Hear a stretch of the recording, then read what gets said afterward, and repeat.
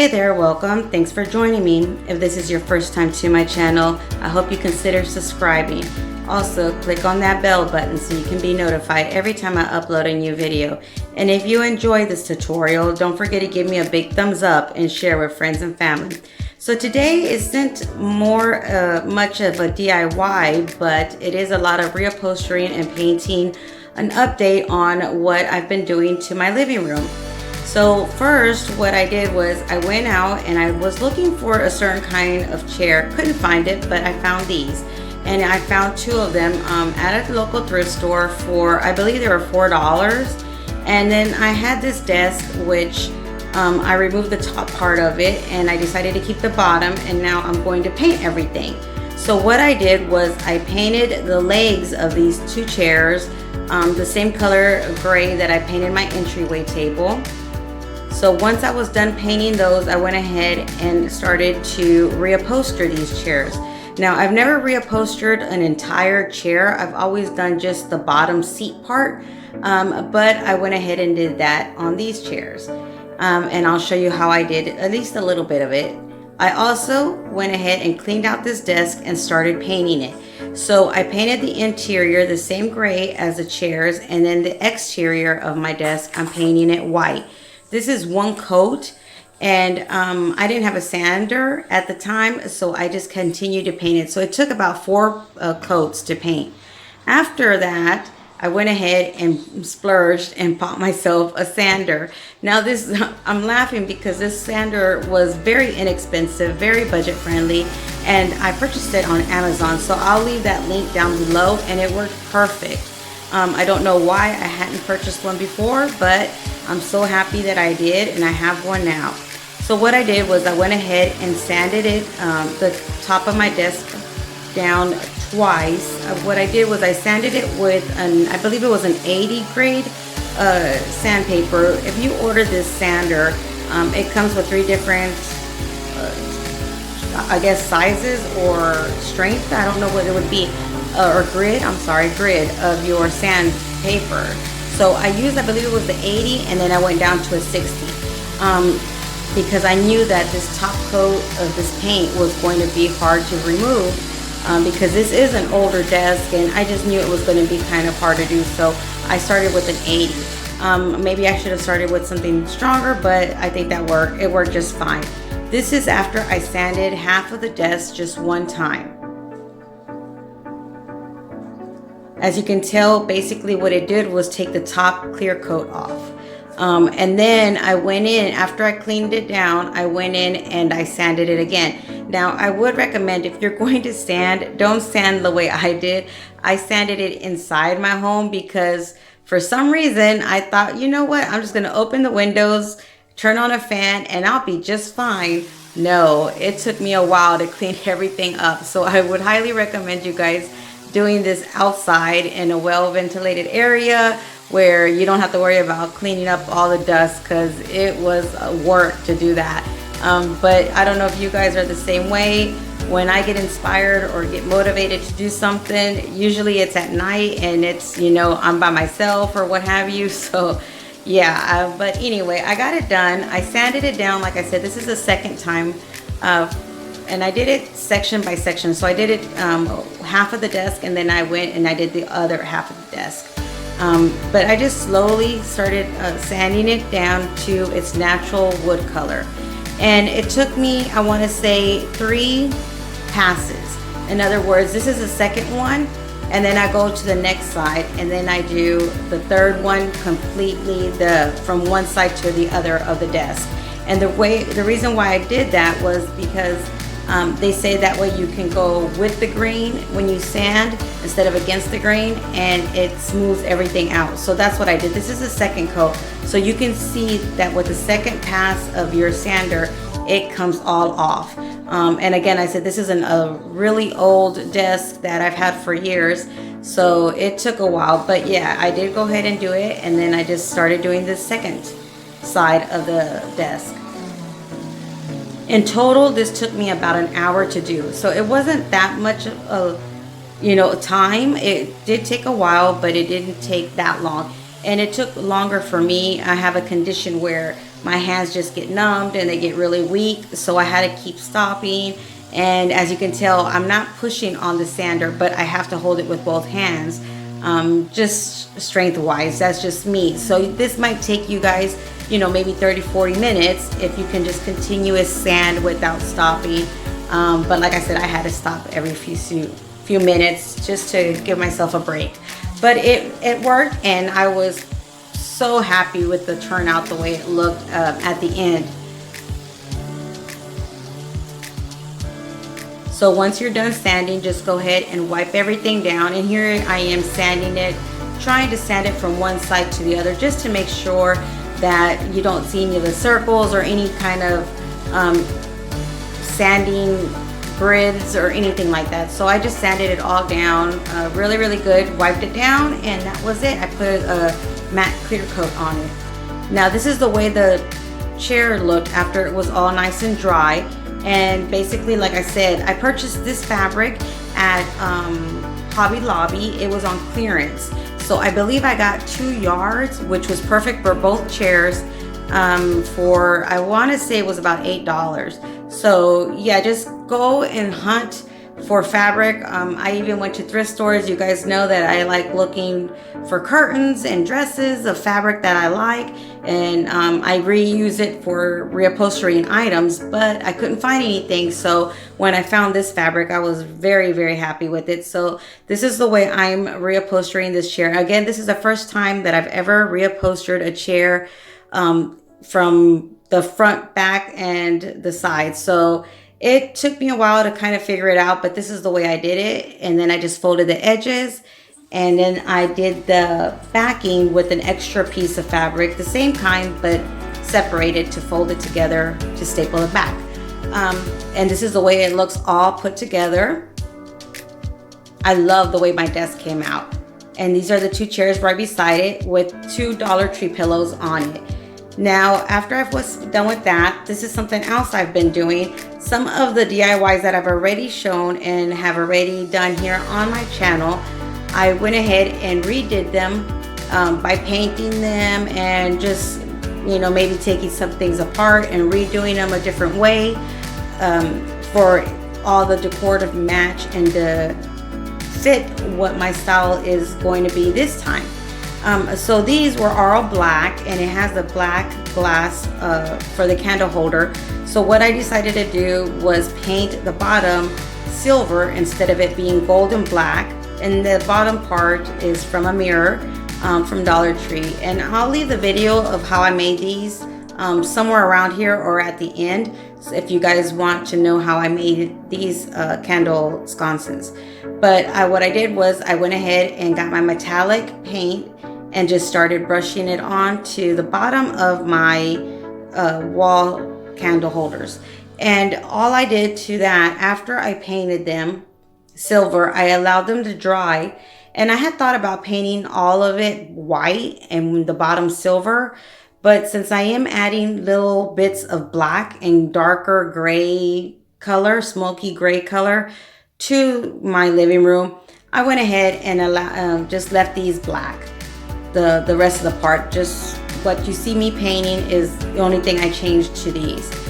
Okay, so after I painted those and I allowed them to dry, I went ahead and grabbed these 2. I believe they're the the curtain holders. And I purchased these at a thrift store, and I showed you guys in a haul of a thrift store items that I purchased. And I got these for 50 cents each. And what I did was paint them black. And at first, I wasn't sure if I was going to use them for my curtains, or if I was going to use them maybe as like a shelf or something like that. But I did end up using these for my curtains. So I just painted them black because I don't want really this dark brown anymore in my living room. So what I've been doing a lot of for my living room is reusing the items I do have that I do love, and purchasing some new items as well, but mainly trying to shop around my home, move things around, look into, you know, my living room, my kitchen, just all areas of my home to get items that I want to place in my living room, and then I just repaint them, redo them somehow, and then after that I'll start shopping for new items. So I am on the hunt to look for some pillows and a rug area, a little small area rug, but I want something that I can wash. So yeah, I've been looking for things like that. If you guys have any ideas of where I can find an affordable, budget-friendly area rug that's a nice size to put under my coffee table, let me know in the comments down below that it can be washable. I've heard of a lot of different companies that do them, but the ones that I've been finding aren't very budget friendly. So I'm trying to find something that I know will last a long time, and again, something that I really truly love. I won't mind spending some more than what I would expect. But yeah, if you guys know anywhere or any place online that I can do that and purchase something like that, let me know. So once you're done painting these, I went ahead and grabbed my other decor. This I've had for years. It was in my kitchen, in my bathroom, just all over the place. And the last time I decided to paint it that country white color and distress it. So now what I'm going to do to it is paint it black. And you can spray paint it, but I wanted it to be a matte black. So I just went ahead and used my black chalk paint.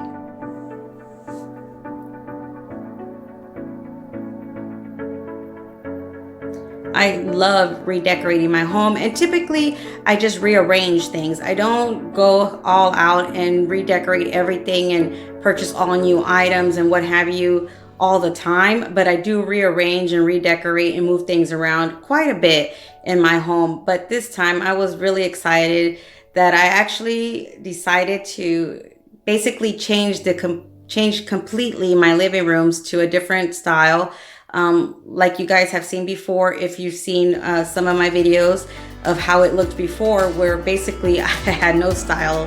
It ended up where I had nothing matching, or just things that I really didn't like the way they were and where they were placed or what have you. So I'm glad that I decided to start rearranging everything and upgrading and updating things in my home, because now I'm just so motivated to do not just my living room and my little workspace area, but also I'm thinking I'm going to do my kitchen and other places in my living room, in my home, and I'll be so happy to share it with you guys. And this journey for this entire year, I'll probably be redoing my entire home.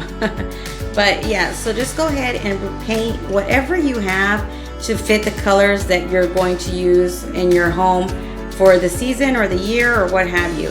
So now after I painted all this black, I went ahead and decided to grab the same silver metallic paint, and what I did was I just put it on my finger since my bottle was almost empty, and I just kind of ran it around and all over the my curtain rod holder, and also on some of my decor.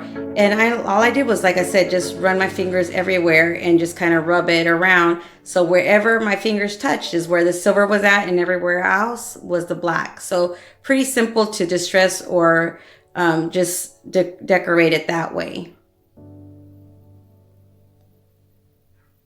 I've never done it this way, but I mean, it worked. It was a little bit more messier than what I'm used to when I use a sponge, but it worked. So just go ahead and continue to rub whatever colors that you want to highlight your arrangement with.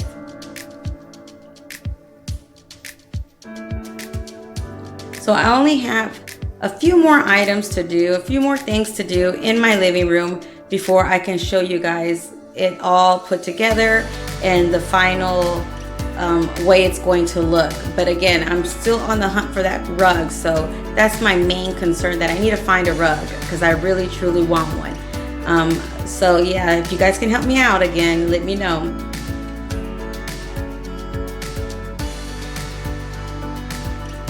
It's one of those things, once I started redoing my living room, my youngest daughter got really motivated, and now she wants to redo her room.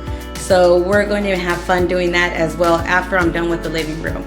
But here is the way they look. And now I'm going to do the same thing to this decor that I have. I went ahead with my finger and just rubbed it everywhere, basically just to kind of give it that metallic distress look.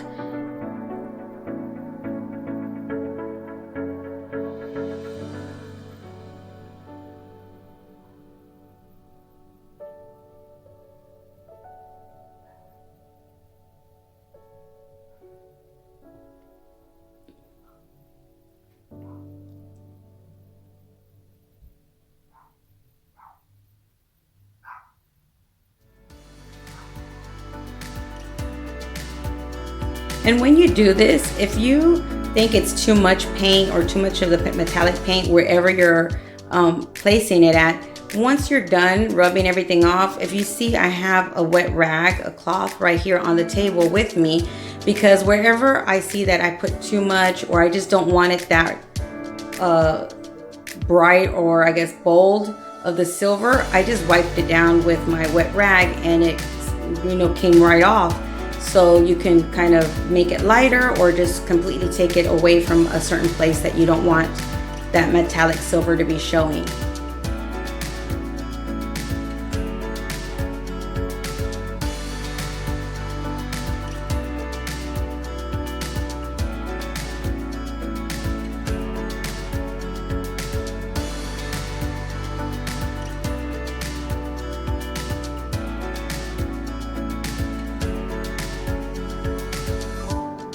So I just continued rubbing it everywhere, just trying to finish up the leftover metallic paint that I had in this container.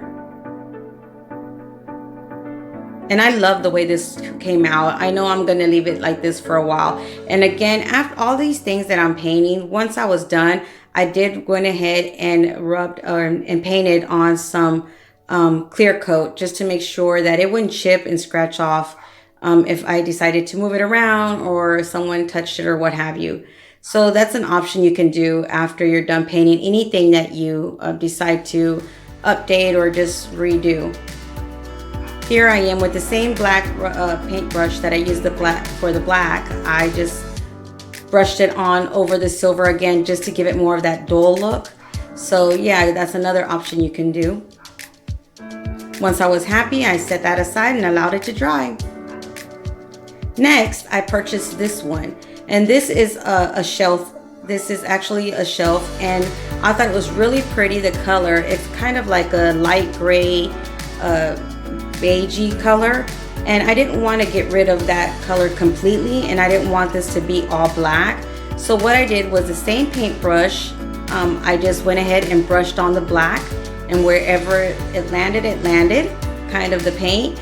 And then I grabbed that silver again and just painted it in certain areas of this display, also this shelf.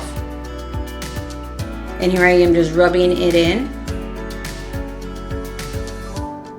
And these are I'm just showing you all these different techniques because it's something that you can do. Some people, or you're kind of scared to paint things or change things around, you buy it a certain color and you think that's the way it has to stay. Well, no, it doesn't. You can make it fit to your, decor, as long as you like the piece and you like what, the way it looks, or a certain place where you want to put it, but it's not the right color. Just grab some paint. Don't be scared. Grab some paint, grab some spray paint, and just work with it and change it around. I mean, the worst that can happen is that you don't like it, and all you have to do is spray paint it or wipe it down, and you're back to square one. So just go ahead and take that leap and just go ahead and paint and spray paint whatever you have to fit and match whatever style that you are going for. And it's something to keep in mind when you go to thrift stores and yard sales and what have you. You find an item, you're like, oh, that's perfect only if it was white, or oh, that's perfect only if it was a different color. Well, it can be. So keep that in mind when you find things out there that you really enjoy and you like. So after I did all of that, I decided to go ahead and get my candle sconces that I had already made, and I rubbed in the black. Since I had painted these all completely silver, I wanted it to match everything else. So instead of doing the distressed look with the the silver, I did it with the black. And there you have it. And now I did these, I have two shelves like this bookshelves, and they're the same coffee brown color. And what I decided to do was paint them white. And I did the same steps, you know, I took about 3 coats of paint, but this is the way they look white. Now I had these 2 pictures in my bathroom that I really didn't want in there anymore, and I just didn't know what to do with them, so that's why I had just left them there. So what I decided to do was remove everything from the frame itself. I painted the frame dark gray, or spray painted it. Grabbed these little squeezy bottles that you can get at Walmart with white paint, and started making circles and painting the circles to the back of my glass.